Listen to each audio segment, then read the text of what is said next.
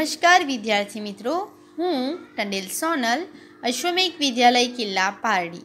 તો મિત્રો, આજે આપણે ધોરણ 4 વિષય ગણિત ગમ્મત અને ગણિત ગમ્મત વિષયમાં આપણે રિવિઝન કરી રહ્યા છીએ.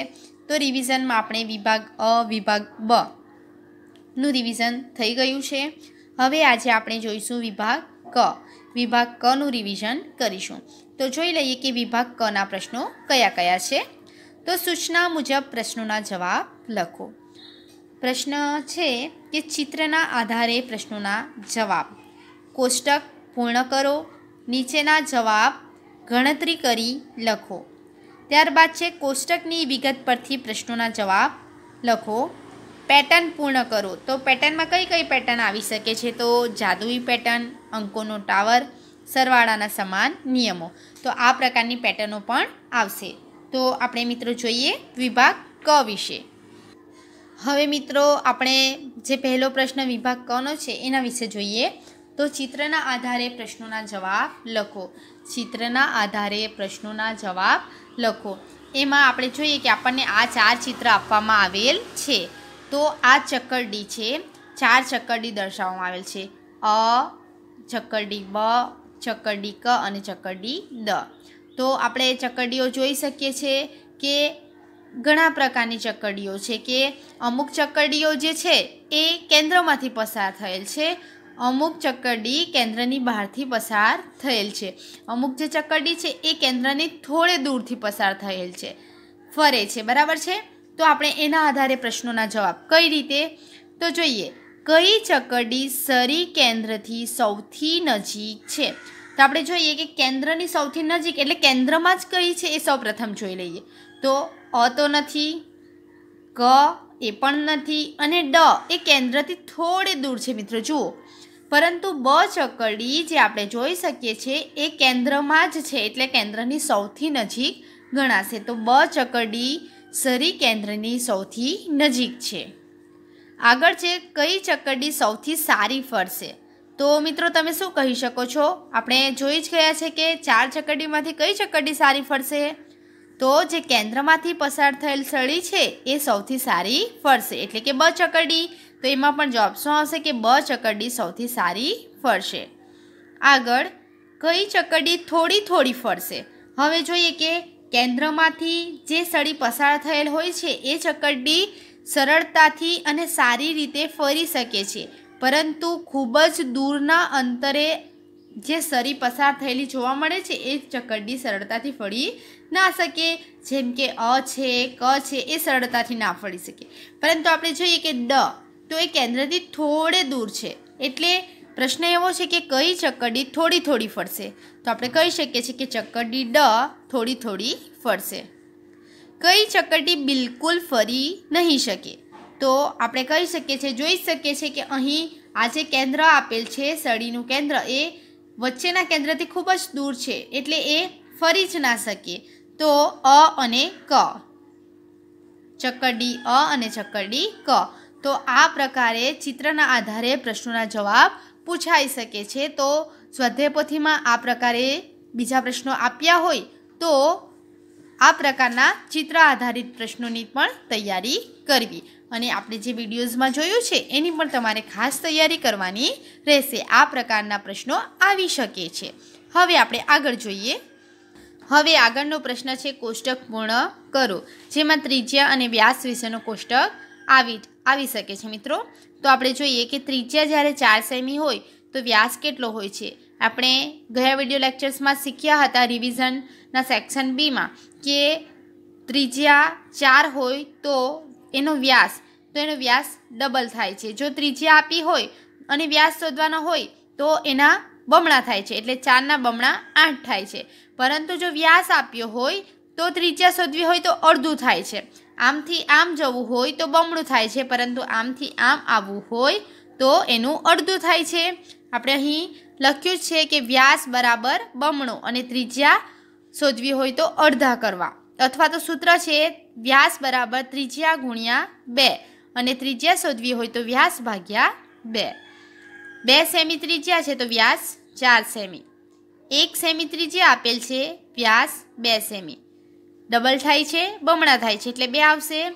5 સેમી ત્રિજ્યા 5ના બમણા 10, 6 સેમી ત્રિજ્યા અથવા તો 12 સેમી વ્યાસ છે અને ત્રિજ્યા શોધવી છે તો 12ના અડધા 6 થાય છે। 7 સેમી ત્રિજ્યા તો વ્યાસ 14 સેમી, 12 સેમી ત્રિજ્યા તો વ્યાસ 24 સેમી। તો આ રીતે આપણે કોષ્ટકની ખાલી જગ્યાઓ અહીં પૂર્ણ કરી શકીએ છીએ। એના માટે મિત્રો અહીં સંખ્યા કોઈ પણ હોય પરંતુ આપણે એના માટે આ સૂત્ર યાદ રાખવું જરૂરી છે કે વ્યાસ બરાબર ત્રિજ્યા ગુણ્યા 2 અને ત્રિજ્યા બરાબર વ્યાસ ભાગ્યા 2। તો મિત્રો આ જે સૂત્ર છે એ તમે ખાસ યાદ રાખશો। હવે આપણે આગળનો પ્રશ્ન જોઈશું મિત્રો।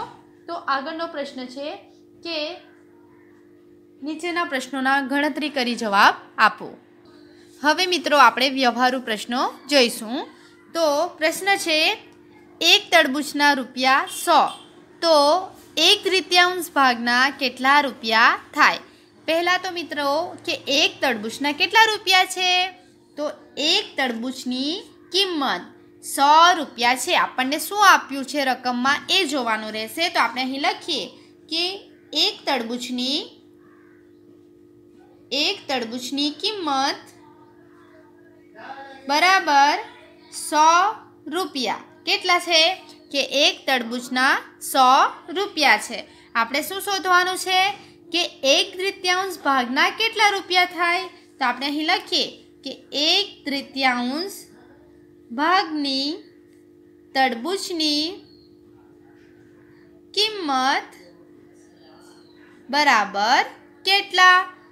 એક તરબૂચની કિંમત બરાબર 100 રૂપિયા માટે 1/3 ભાગની તરબૂચની કિંમત કેટલી? ફરી એકવાર મિત્રો કે આપણને શું આપેલ છે રકમમાં? તો આપણને તરબૂચની કિંમત આપેલ છે તો એ લખી નાખીએ કે એક તરબૂચની કિંમત 100 રૂપિયા છે। તો શોધવાનું શું છે? તો 1/3 ભાગના કેટલા રૂપિયા થાય? તો આપણે અહીં લખી શકીએ છીએ કે 1/3 ભાગની તરબૂચની કિંમત કેટલી? હવે 100 ગુણ્યા 1/3 થશે તો આપણે અહીં 100 ગુણ્યા 1/3 કરી નાખ્યા બરાબર છે।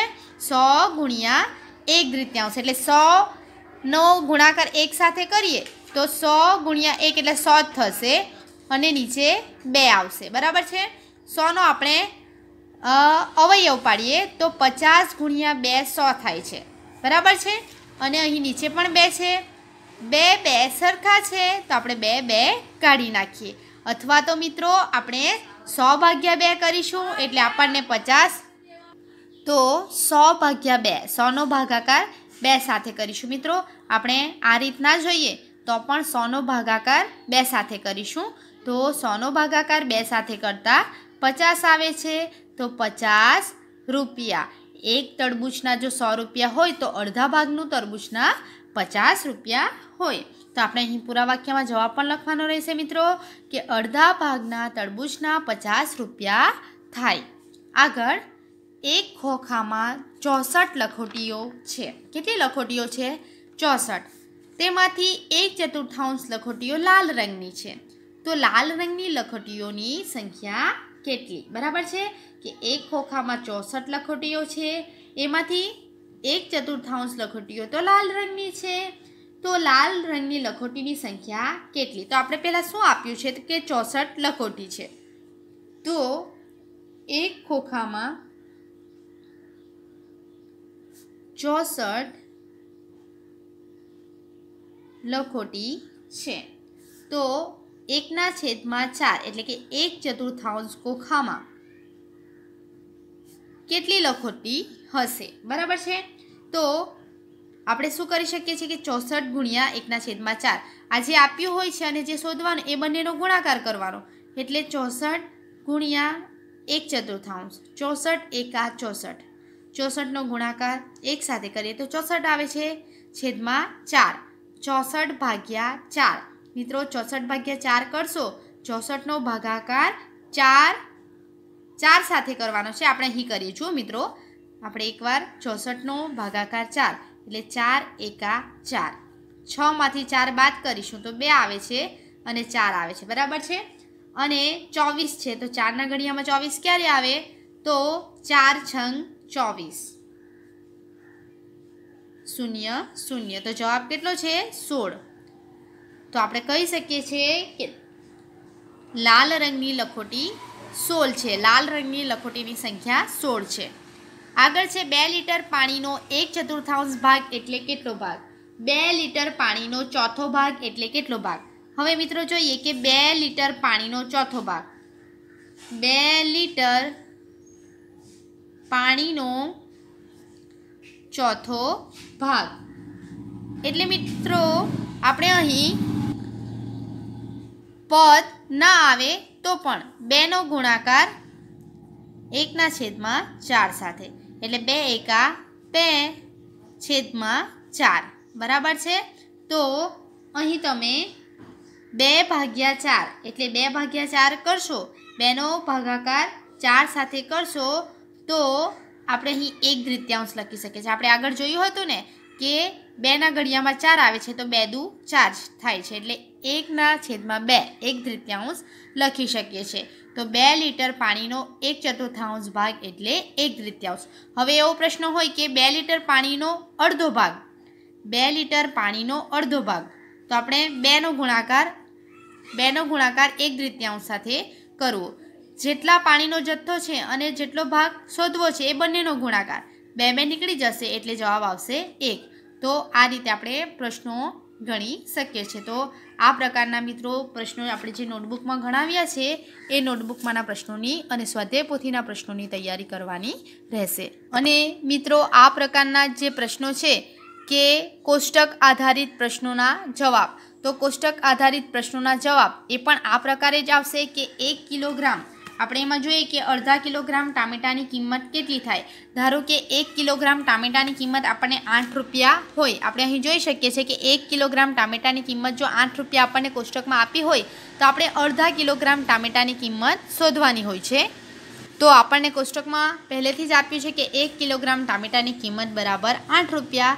જે શોધવાનું છે એ નીચે લખીએ કે અડધા કિલોગ્રામ ટામેટાની કિંમત કેટલી.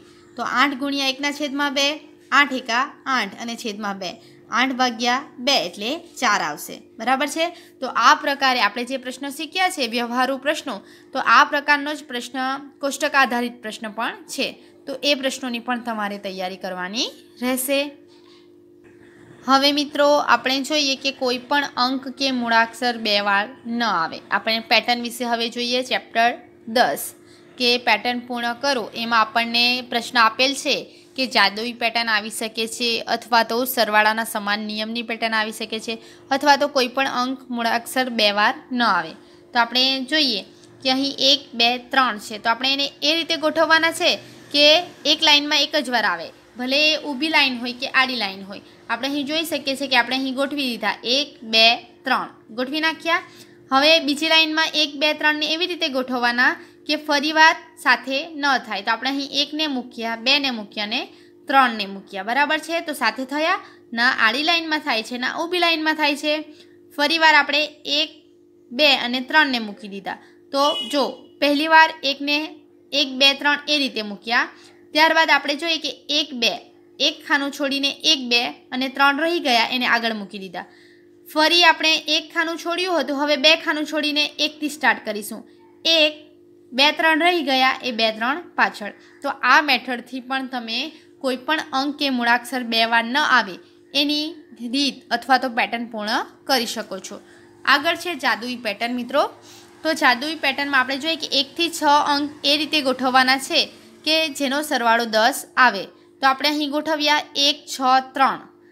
તો 1 6 3 નો સરવાળો કેટલો થાય છે? તો 10 થાય છે. 3 2 5, 3 2 5 નો સરવાળો પણ 10 થાય છે. 1 4 5, 1 4 5 નો સરવાળો પણ 10 થાય છે. તો આપણે એને ગોઠવણી એ રીતે કરવાની છે કે જેથી સરવાળો આપેલ બોક્સમાં જે આપ્યો છે એ પ્રકારે થાય. અહીં 1 થી 6 અંકને એ રીતે ગોઠવવાના છે જેથી સરવાળો 12 થાય. તો આપણે એને ગોઠવી નાખ્યા 6 1 5 જેમાં સરવાળો 12 થાય છે. 6 2 4 સરવાળો 12 થાય છે. 4 3 5 અહીં પણ સરવાળો 12 થાય છે. તો આ રીતે જાદુઈ પેટર્ન પણ તમારે કરવાની રહેશે. આગળ છે મિત્રો અંકોનો ટાવર. તો અંકોના ટાવરમાં તમે જોઈ શકો છો કે અહીં 30 આપ્યા છે, 30 20 અને 10. હવે અહીં ઉપર 30 આપ્યા છે। કઈ રીતે 30 આવ્યા? તો આ બે જે ખાનાનો સરવાળો છે તો બે ખાનાનો સરવાળો 30 થાય છે, એટલા માટે 30 લખ્યા છે। 20 અને 30 તો આ બે ખાનાનો સરવાળો કેટલો થાય છે? તો 50। 30 અને 50 તો આ બે ખાનાનો સરવાળો 80 થાય છે। એ જ રીતે અહીં 40, 50 અને 60 છે તો 40 અને 50નો સરવાળો 90 છે। 50 અને 60નો સરવાળો 110 છે। આ બંનેનો સરવાળો કરીએ તો 200 થાય છે। તો આ રીતે અંકોના ટાવરની પેટર્ન અહીં આ રીતે આપણે પૂર્ણ કરી શકીએ છીએ। તો આ પ્રકારે આપણી નોટબુકની બધી જ જે પેટર્નો છે એ તમારે પૂર્ણ કરવાની રહેશે। જે આપણી નોટબુકમાં ઘણી એવી પેટર્નો કરાવી છે એ તમામ પેટર્નોની પ્રેક્ટિસ તમારે જાતે કરવાની રહેશે। થેન્ક યુ વિદ્યાર્થી મિત્રો।